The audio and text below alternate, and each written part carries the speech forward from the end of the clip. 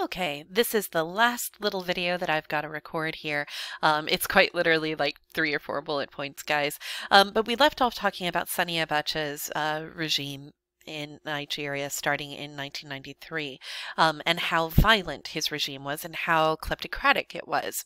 Like I ended saying, Abacha is very likely, and those around him, to have stolen somewhere in the neighborhood of $6 billion from the Nigerian treasury over the course of his reign.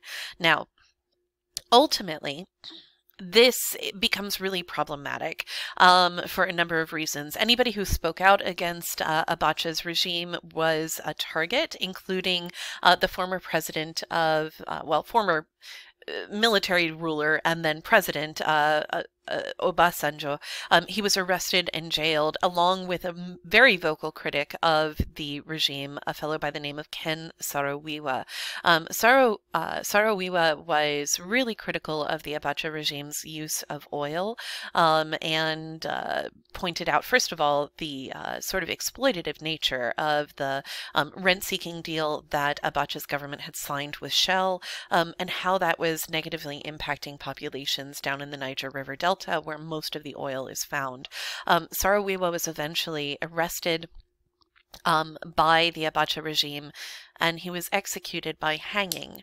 The Abacha regime was incredibly blatant about this, and when he had Saro-Wiwa executed, the international community really jumped up and started to take notice, partially because Saro-Wiwa had been a Western-educated individual. He'd worked at a number of international think tanks. He had a lot of connections to the UK, to the United States, and to the rest of the world. And so his, essentially his extrajudicial execution was a matter of great international concern. So this led to international sanctions against Nigeria. Obviously, this is a problem for a country that had suffered quite heavily under the economic decline related to the oil markets collapsing during the late 70s and early 80s. So this was very hard for a lot of average, everyday Nigerians. But it was the way to try to punish Abacha's regime for his behaviors. Now, Abacha died before he could be essentially tried for any of the multitude of crimes he committed.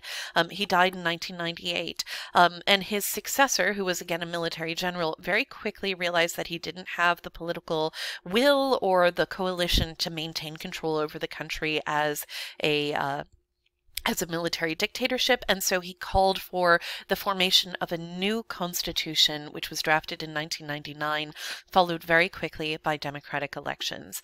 And that constitution is the constitution that Nigeria is currently operating under. So tomorrow we're going to start doing is looking at how the government structure of Nigeria is actually formed. So what I need for you now to do is, after that you've watched all of these videos and taken notes, and paused as you needed to go and do, I'm going to ask you to move down just a little bit on the page, and I'm going to ask that you take a quick little quiz to indicate to me that you understand stuff.